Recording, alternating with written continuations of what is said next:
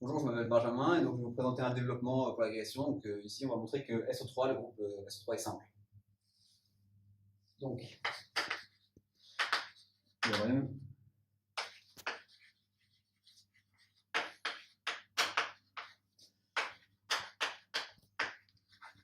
Donc pour commencer, on va commencer avec un lemme. Donc on va montrer une forme, une sorte de forme normale pour tout élément de SO3. Donc on va montrer que donc, si G appartient à SO3, alors G est semblable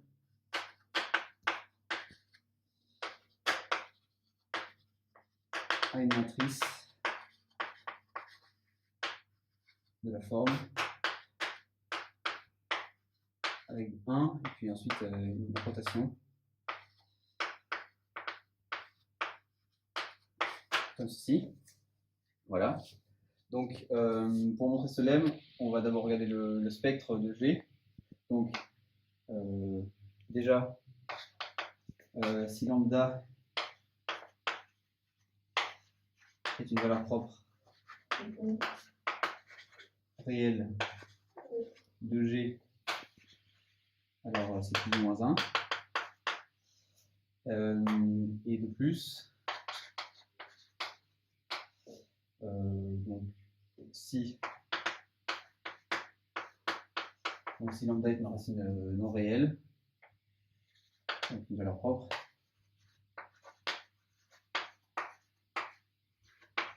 alors lambda bar est aussi valeur propre.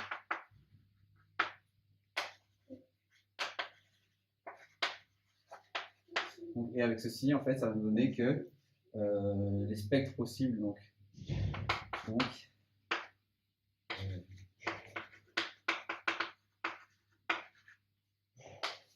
le spectre de G, c'est 1, 1, 1, ou bien 1 lambda bar, ou bien 1, moins 1, moins 1. Il ne peut pas y avoir moins 1 lambda bar, sinon ça contredirait le fait que G dans cette forme, on aura un déterminant négatif, égal à moins 1. Voilà, et donc maintenant, on voit que 1 est toujours valeur propre. Et donc si on regarde, donc si on prend donc soit V, donc un vecteur de R3, vecteur propre,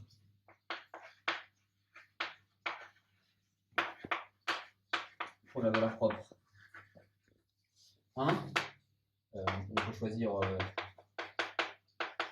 V de norme 1. Donc en considérant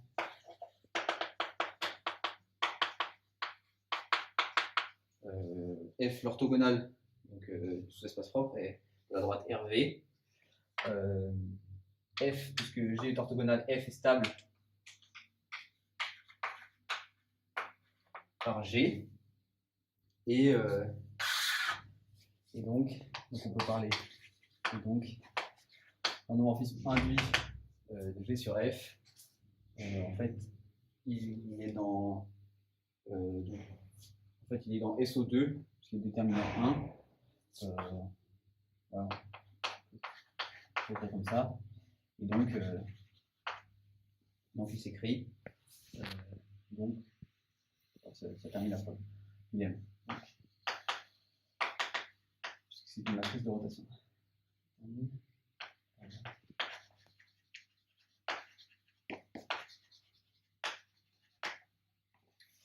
Okay. Donc maintenant, on va passer au théorème. Donc, on va supposer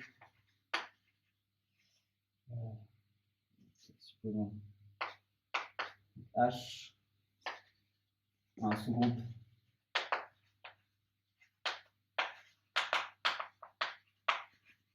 distingué de SO3 et on va montrer que H contient un retournement. Donc,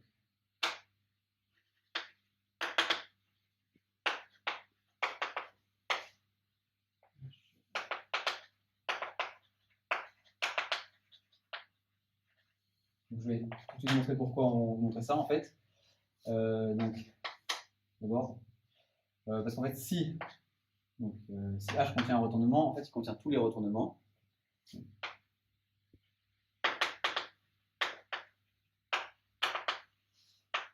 Et comme ces derniers engendrent SO3, ils vont, du coup, on aura que SO3 est contenu en H, et donc SO3 sera simple.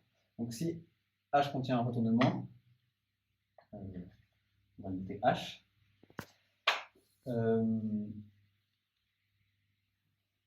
Alors,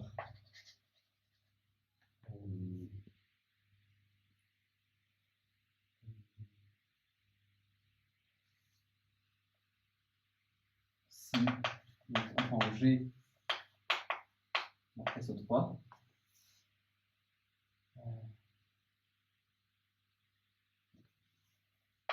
soit G dans SO3, GHG-1,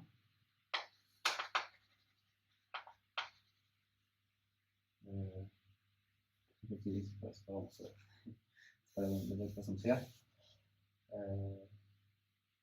Donc c'est plutôt si H contient un retournement.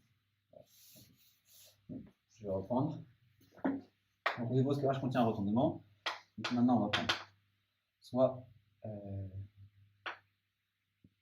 H',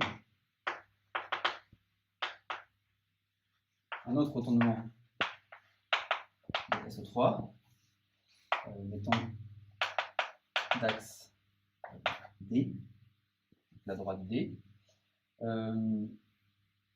on va dire que notre retournement H, on D' ça doit être ici, et on va dire que H, le retournement, est celui-ci d'axe D. Maintenant, il existe G dans SO3 qui envoie D sur D'. Et donc, si on considère GH-G-1, en regardant le sous-espace propre associé à la valeur propre 1, on voit donc,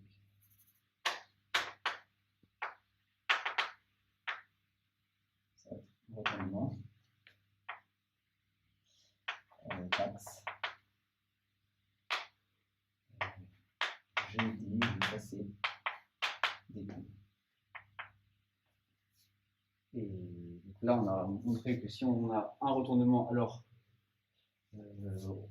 par conjugaison, on peut atteindre tous les retournements. Et comme H, donc ça, ceci, voilà. Or, GH, G-1 et dans H, H est distingué. Donc,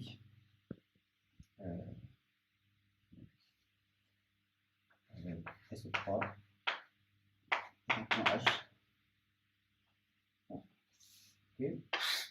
Donc maintenant, il reste à trouver un retournement. Donc pour trouver ce retournement, on va considérer l'application, donc soit phi, d'abord, donc soit phi, qui a H associe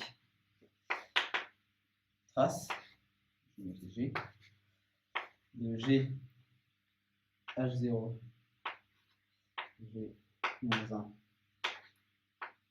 H0-1, où H0 est pris dans H privé d'identité. Donc on prend H0 non trivial. Oui, donc on suppose que le sous-groupe est non trivial. C'est pour ça, ça ne pas de contre-exemple. Donc on pose ceci. Et donc, grâce à notre lemme, puisque GH0, G-1, H0-1 appartient bien à SO3, on voit que l'image de G est inférieure, si on regarde la trace, égale, on va l'écrire directement, égale à 1 plus 2 cos θ, et ça, c'est inférieur ou égal à 3. de plus.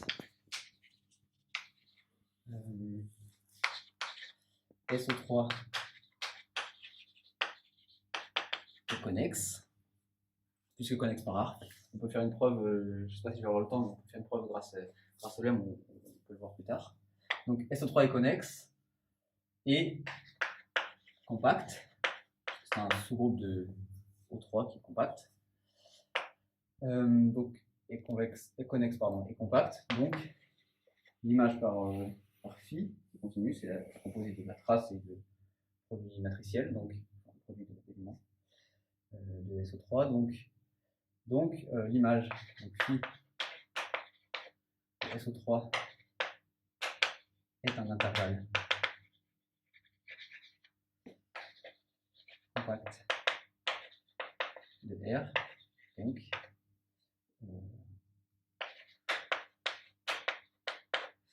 avec la forme pour A inférieur ou égal à 3. Voilà.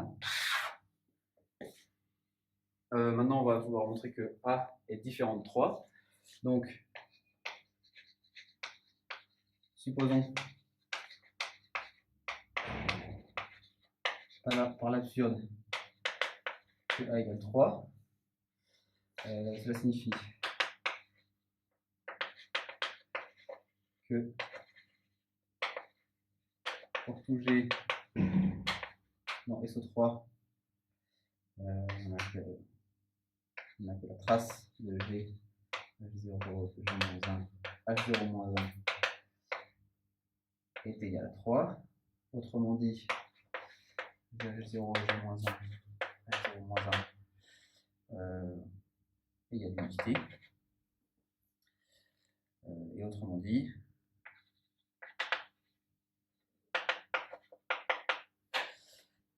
G commute, H0 commute puisque tout G commute à G pour tout G dans SO3. Ça c'est exactement dire que H0 appartient au centre de SO3, mais ce dernier est réduit à l'identité puisque 3 est impair. Et ça c'est absurde. Si on a supposé H0 non trivial. Absurde, donc A est différent de 3. Et d'après ce qu'on a vu, A est strictement inférieur à 3. Donc maintenant il reste à trouver un élément qui convient. Donc on va prendre donc soit n entier tel que 1 plus cos pi sur n est compris entre A et 3. Ça, il en existe un entier comme ça. Pourquoi? On peut le voir parce que, par exemple, cette suite, comme la fonction cosinus est décroissante, cette suite, si on considère cette suite 1 plus cosinus pi sur n, pardon, 2, elle tend vers 3 quand n tend vers l'infini. Donc, A appartient à un certain rang, sera plus grand que A. Donc maintenant, on va poser donc, soit Gn tel que trace de Gn H0 Gn-1 H0-1 est égal à ceci, donc 1 plus 2 cosinus pi sur n. Et donc, si on pose Hn ceci, Hn, donc c'est une rotation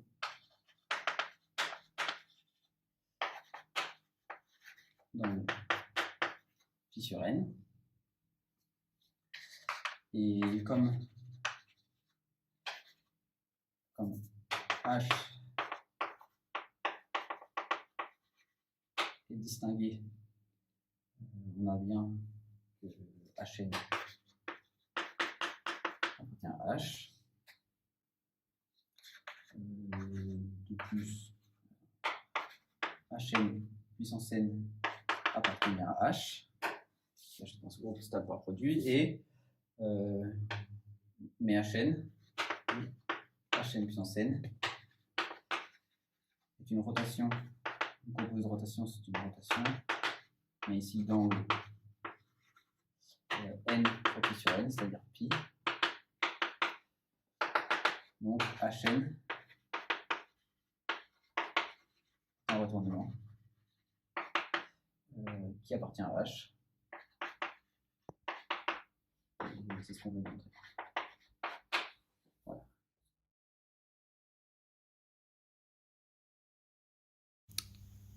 Bien. Alors d'abord, on va se demander pourquoi le spectre de G, quand G est dans SO3, c'est forcément un de ces trois cas-là qui ont été donnés. Alors,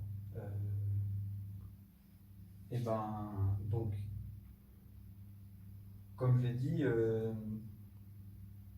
il peut pas y avoir, déjà il y a forcément une valeur propre réelle, puisque le polynôme caractéristique est degré 3, et donc par le terme des valeurs intermédiaires, Oui. il y a forcément une Et valeur.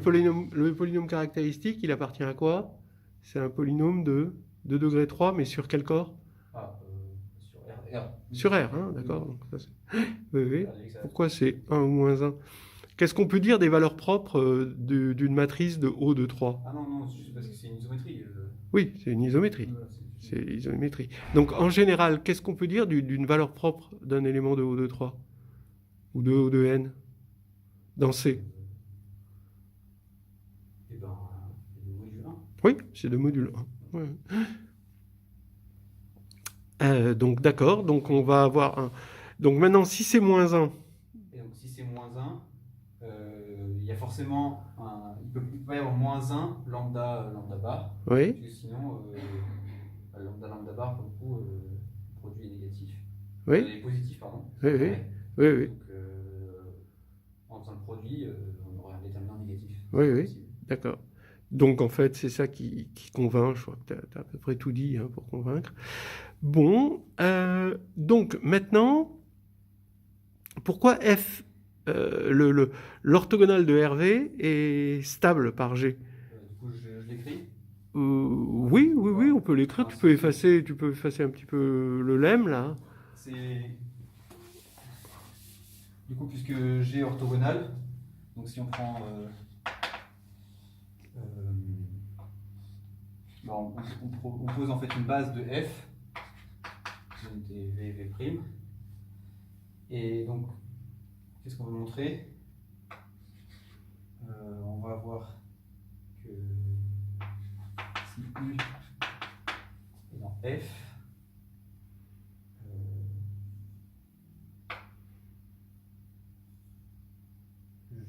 GU, oui, scalaire oui. V, il va être égal à... Donc il faut montrer que ça c'est égal a priori à 0 aussi, hein. Ouais, c'est ça. Oui. Et donc ça oui. G transposé de V, et ça puisque G orthogonal c'est U G-1 de V, et ça puisque on a choisi V pour que ce soit égal à V, alors c'est U scalaire V. D'accord, très bien, très bien. Alors maintenant, ce G induit sur F, il appartient à SO2. Ça veut dire quoi, appartenir à SO2? Donc ça c'est un peu un abus de notation, mais G restreint à F. En fait, F, on l'a vu, est stable par G. Et donc c'est plutôt SO2F qu'il faudrait dire. Et ça c'est isomorphe à SO2 en fait, donc le groupe. Donc on peut trouver une base dans laquelle cet endomorphisme de F s'écrit avec... Oui, mais ça suppose que F, SO2, ça veut dire c'est pour la forme quadratique euclidienne. La forme quadratique euclidienne induite oui. de l'espace ambiant. induite sur F. Sur F, oui, oui, d'accord. Bon, et donc pourquoi ça termine la preuve du lemme? Ah, on l'a plus la matrice, mais bon, ok. Puisqu'il fallait trouver donc.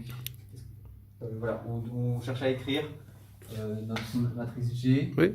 sous forme de cette forme. Donc là, c'est notre valeur propre 1. Et ensuite, donc ce qu'on montre, c'est que notre endomorphisme. Donc qu'est-ce que tu prends comme base alors?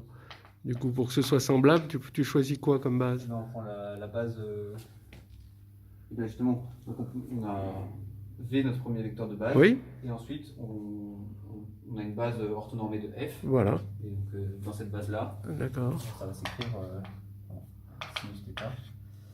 Cos θ avec un θ qu'on choisit, donc Oui. 0 et Alors, d'abord, pourquoi θ existe? Pourquoi on sait que c'est sous cette forme-là? Qu'est-ce qu'on sait? On sait que c'est une rotation des éléments de... Oui, alors pourquoi? D'abord, S, le S, tu l'avais dit tout à l'heure, c'est parce que le déterminant, forcément, c'est 1. Et en plus... c'est une isométrie. C'est une isométrie, donc on a classifié les isométries. D'accord? Alors, maintenant, comment on peut s'assurer que θ est... Bon, on va le prendre déjà entre 0 et 2π. D'accord? Si ça ne t'embête pas, on le prend entre 0 et 2π. Alors, montrer qu'il est unique modulo plus ou moins 1. Multiplication par plus ou moins 1.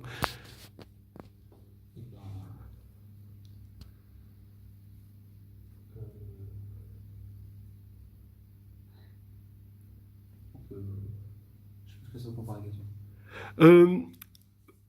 Montrer que si θ' est un autre θ qui conviendrait, donc maintenant on a montré que θ existait, modulo 2π. D'accord? Donc maintenant s'il y avait un autre θ', il faudrait montrer que θ' est égal à θ ou moins θ. Oui.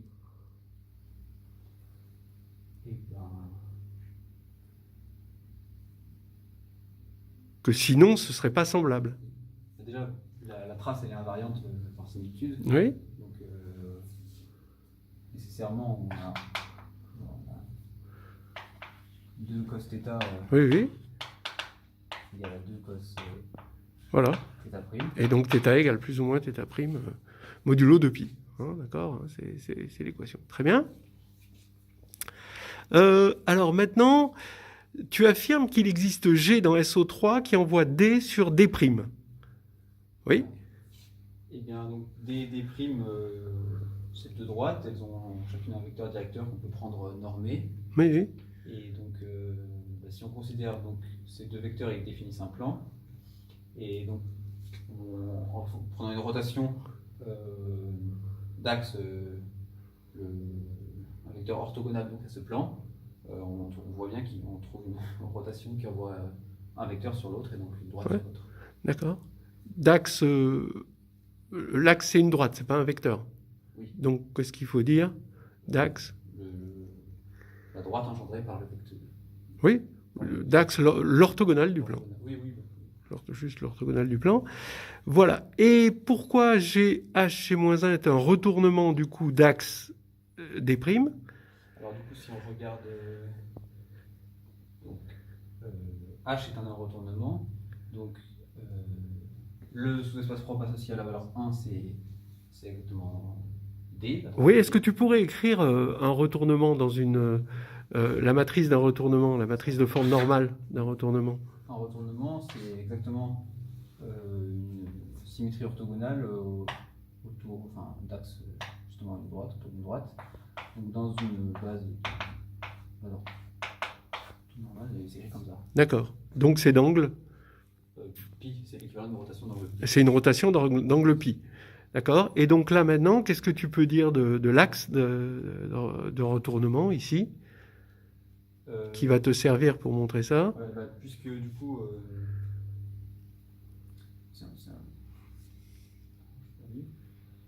donc GH-1, quand on conjugue, en fait, donc le sous-espace propre, il est... Le sous-espace propre, pour quoi? Pour la valeur propre? Pour la valeur propre 1. 1, donc oui. 1 est toujours valeur propre. Oui.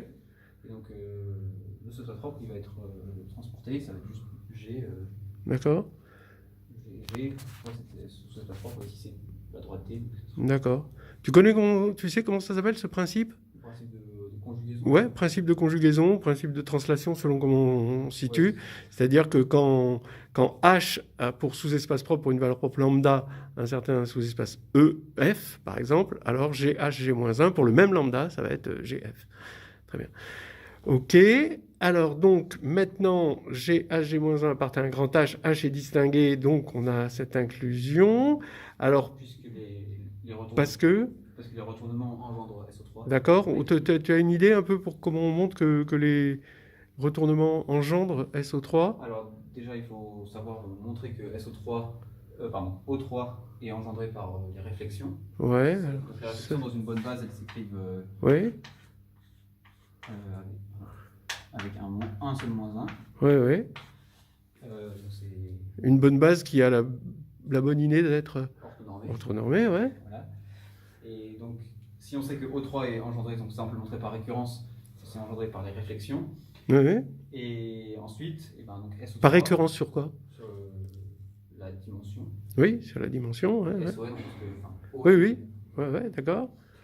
Et donc SO3, on voit que bon, ça n'y a aucune chance que ça engendre puisque c'est des déterminants négatifs, mais par contre, quand on montre un petit lemme, donc que le produit de deux réflexions s'écrit aussi comme le produit de deux retournements. Et ça va. Très bien. Très bien, très bien. Bon, alors ensuite, tu peux nous dire phi, il va de quoi dans quoi? Donc phi, il va de SO3 dans R. D'accord. Bon, donc bon, tout ça, c'est clair. Alors après, SO3 est connexe et compact, donc phi de SO3 est un intervalle compact, ben oui, de R, ça on est d'accord. Donc il est de la forme A', mais toi tu affirmes que c'est de la forme A3. Voilà. Pourquoi? Donc, en fait, il atteint 3, parce que l'identité appartient bien à SO3. Et on voit que la trace, quand on regarde phi de l'identité, ça fait bien 3. Et c'est le maximum atteint. Oui, d'accord, à cause de l'inégalité qu'il y a en dessous. Et puis, donc maintenant, supposons par l'absurde que G égale 3, ça signifie que pour tout G, oui, alors donc on aurait l'identité, autrement dit H0. Alors, oui, commute. Alors, pourquoi le centre de SO3, c'est l'identité? Tu as une idée? Alors ça, on le montre du coup en constatant que un élément du centre, donc il commute, il stabilise en fait stabilise toutes les droites. Pourquoi? Et ben pareil, on va regarder. Justement, on en a parlé tout à l'heure. C'est quoi? On a évoqué... Ben, Oui, ici? Ici, oui, c'est ça, c'est la même idée. Il va envoyer, puisqu'il commute, les sous-espaces propres vont être envoyer des droites sur des droites. Oui, et donc elles vont être fixées. Et voilà. Ouais, ouais, d'accord. Hein. Donc c'est encore le principe De translation. de translation ou de conjugaison ici, hein, qu'en fait, forcément, puisque le sous-espace propre pour la valeur propre 1 va être envoyé forcément sur lui-même par commutation, hein, d'après ce qu'on a dit. OK? Et donc, mais ça voudrait dire que H0, c'est une translation. Ça voudrait dire que H0 est une homothétie, Oui. puisque ça va fixer toutes les droites. Alors pourquoi c'est l'identité? D'après la caractérisation qu'on a faite dans le lemme, si Oui, c'est oui. une homothétie, ça peut être que l'identité. Ah oui, oui, très bien. Ouais, ouais, d'accord. Et puis, peut-être pas tout à fait, parce que ce qu'on a dit, c'est que le spectre, c'était 1, 1, 1. Alors pourquoi du spectre 1, 1, 1, ça devient forcément l'identité? Il y a des matrices qui ont pour spectre 1 et qui ne sont pas l'identité. Oui, c'est vrai. Ben, oui, mais dans SO3, elles sont diagonalisables. Dans SO3, ouais, justement. Tu as prouvé quelque chose ici, avec le type de matrice qu'on a. Oui.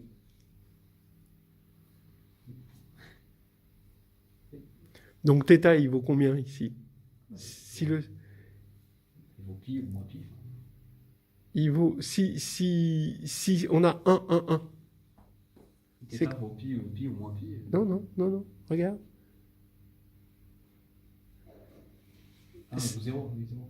Θ vaut 0 ou moins 0. Oui, 0. D'accord? Donc c'est θ égale 0, et si θ égale 0, c'est l'identité. D'accord? Donc, d'accord, il y a ce problème, attention, en fait, les SO3, les éléments de SO3, c'est des éléments, c'est des endomorphismes normaux.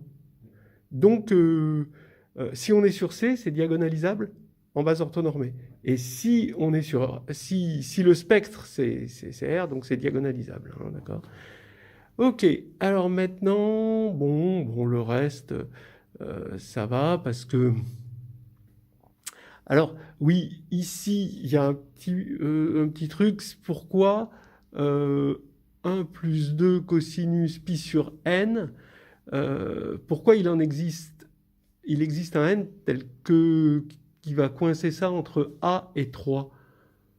Ben, déjà, il existe n Oui, pour lequel c'est strictement inférieur. oui, oui. Et du coup, Voilà, parce qu'on oui. a dit. C'est ça, c'est pas une suite constante, quoi. c'est pas C'est pas une suite constante. Et puis ensuite, c'est bon, donc il y a un retournement, et c'est bon. À quoi sert la simplicité, en général? Pourquoi on a besoin de la simplicité? C'est souvent pour mieux comprendre un groupe, savoir comment on peut le décomposer. Et ici, on voit qu'on va pas pouvoir. Il Oui, n'y a pas de sous-groupe oui. qui le compose. Et quand on a un morphisme d'un groupe simple vers un autre groupe, on peut dire? Typiquement, comme le noyau d'un morphisme, c'est un sous-groupe distingué. Oui. Ici, si on a un morphisme de groupe de SO3 dans un autre groupe, Oui. ce morphisme, il ne pourra pas y avoir un noyau non Oui. trivial. Donc, ça veut dire quoi sur le morphisme? Si le morphisme n'est pas trivial, Eh ben, il est injectif. il est injectif. Voilà, impeccable.